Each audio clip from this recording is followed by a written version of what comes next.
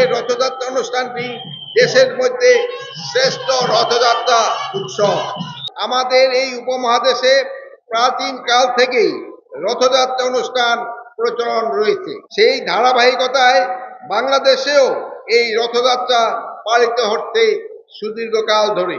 এই অনুষ্ঠানটি আমাদের দেশের জগন্নাথ দেবের রথযাত্রা হিসাবে পরিচিত, কিন্তু ধামরাই রথযাত্রাটি দশ মাধবের রথযাত্রা হিসাবে সবাই জানে। এ কারণ হিসাবে জানতে পেরেছি, একই দেবতার বিভিন্ন নামের কারণে রথযাত্রার অনুষ্ঠানে এই একাধিক পরিচিতি। এই জাতীয় অনুষ্ঠানের মূল শিক্ষা সাম্যের বাণী প্রচার করে। বর্তমান অন্তর্বর্তী সরকার একটি বৈষম্যহীন ও মানবিক বাংলাদেশ প্রতিষ্ঠার লক্ষ্যে নিরলসভাবে কাজ করে যাচ্ছে।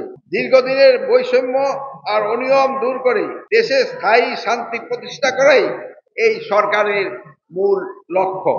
সংস্কারের মাধ্যমে এই সব অনিয়ম ও বৈষম্য দূর করতে হবে। সংস্কারের কাজ চলমান রয়েছে, সেই জন্য সকলকে ধৈর্য ধারণ করতে হবে। দেশে আইন শৃঙ্খলা পরিস্থিতি আগের চেয়ে অনেক উন্নত হয়েছে।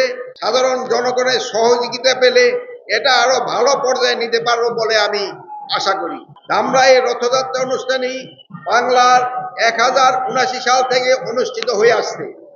প্রায় 400 বছরে এই অনুষ্ঠান নিঃসন্দেহে আমাদের ঐতিহ্যের একটি উজ্জ্বল নিদর্শন।